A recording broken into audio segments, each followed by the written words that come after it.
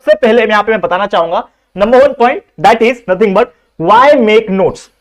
जैसे कि आपके मन में एक सवाल तो आया होगा कि सर ने बोला कि चलो टॉपर बनना है तो नोट्स बनाना चाहिए, लेकिन एक्चुअल में नोट्स क्यों बनाना चाहिए? सबसे इंपॉर्टेंट रीजन ये है कि जब भी आप नोट्स बनाते हो, लेट्स सपोज कि आप टेक्स्ट बुक फॉलो कर रहे हो, लेट्स सपोज आप किसी भी चीज को फॉलो कर रहे हो और उससे नोट्स बना रहे हो, आप लेक्चर सुन रहे हो किसी का वीडियो देख के, या फिर लाइव लेक्चर सुन रहे हो किसी का ऑफलाइन क्लासेस में या फिर स्कूल में, तो जब आप सुन रहे हो उस चीज को और जब उसको लिख रहे हो, तो जब हम कोई चीज सुनते हैं, देखते हैं और उसको नोट डाउन करते हैं, तो मोस्ट ऑफ द टाइम हमारा जो ब्रेन होता है उस चीज को पकड़ लेता है और उस चीज को ज्यादा समय तक याद कर पाता है। तो एक चीज मैं बताना चाहूंगा जो कि है अप्रोक्सीमेटली लगभग 30 to 40% आपका स्टडी जो है ना वो लिखते लिखते ही हो जाएगा, और ये मैंने खुद ने आजमाया हुआ है। जी हां दोस्तों, जिस भी क्वेश्चन, समझ लो एक क्वेश्चन उठाओ, आज जाके खुद ही अपने घर में एक प्रैक्टिकल करो, आधा घंटा लगेगा। मैं आपको एक टास्क दे रहा हूं, करना कुछ नहीं है, आप क्या करो,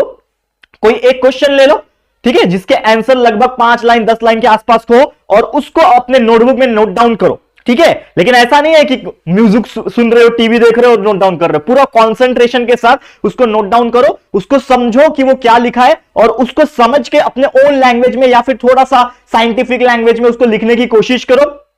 ठीक है। और फिर जाके अपने आप से पूछना, वो क्वेश्चन को रखना, अपना हाथ रखना और आंसर बोलने की कोशिश करना। मैं आपको बोल सकता हूं कि पूरा तो नहीं बोल पाओगे, लेकिन मैं बोल सकता हूं कि 30 to 40% आपको उस क्वेश्चन का आंसर पता होगा। क्यों? क्योंकि आपके दिमाग ने उस चीज को लिखते हुए देखा है, ठीक है ना। हमारा आईज और जो ब्रेन है ना वो कनेक्टेड है भैया, हाथ भी कनेक्टेड है, तो सब चीज हमारे सबकॉन्शियस माइंड में चलता रहता है कि क्या लिख रहा है तू, किस चीज का लिख रहा है, समझ में आ रहा है उसको कि वो चीज जो लिख रहा है,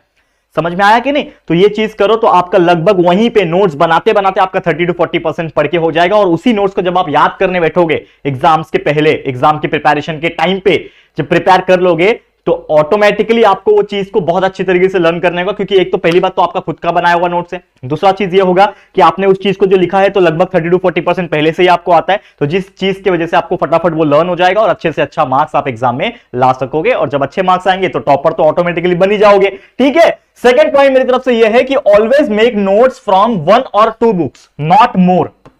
उससे ज्यादा नहीं। बच्चे गलती क्या करते हैं, जैसे मैंने कई सारे स्टूडेंट्स को देखा है, ठीक है ना, मेरे भी कुछ फ्रेंड्स थे, जब मैं पढ़ता था तब भी देखा था मैंने, लोग क्या करते हैं, लोग डाइजेस्ट ले लेंगे, टेक्स्ट बुक रख लेंगे सामने, कोई और सीरीज ले लेंगे, बहुत सारे मार्केट में पब्लिकेशंस के अलग अलग बुक आते हैं, ठीक है, देखो सब अपनी अपनी जगह बेस्ट है, लेकिन 8-9 बुक एक साथ मैंने रख दिया। आपने मूवी नहीं, वो मीम्स देखा होगा, एक बच्चा है just 2 hours before exam bed पे बैठा हुआ है और उसके सामने से 8-10 बुक पड़े हुए। तो सोचो यार, अगर आप एक स्टूडेंट हो और आपके सामने 8-10 बुक पढ़े तो किसमें से पढ़ोगे?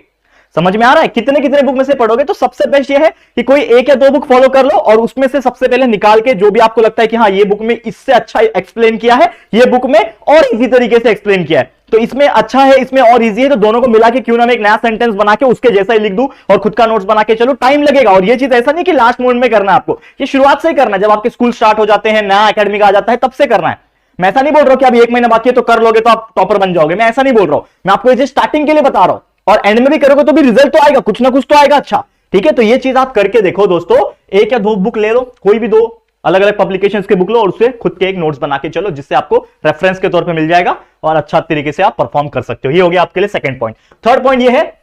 Always keep your textbook and lecture videos with you. इससे क्या होगा? पहली बात तो textbook is whole and soul, हमारा पूरा सिलेबस हम टेक्स्ट बुक से ही पढ़ते हैं, तो टेक्स्ट बुक्स हमारे लिए देवता है, तो टेक्स्ट बुक को तो हम इग्नोर नहीं मार सकते, चाहे कोई भी पब्लिकेशन को इग्नोर मार दो, लेकिन textbook is very important for us as a student. तो टेक्स्ट बुक आपके पास है, तो टेक्स्ट बुक को क्या करो, सबसे पहले आप देखो कि टेक्स्ट बुक में है क्या, और जो क्वेश्चंस का आंसर आप पब्लिकेशंस के हेल्प से आप नोट्स बना के चल रहे हो, तो वो टेक्स्ट बुक के हिसाब से मैच करने की कोशिश करो। क्या ये syllabus point of view important है? क्या ये हमारे academic point of view important है?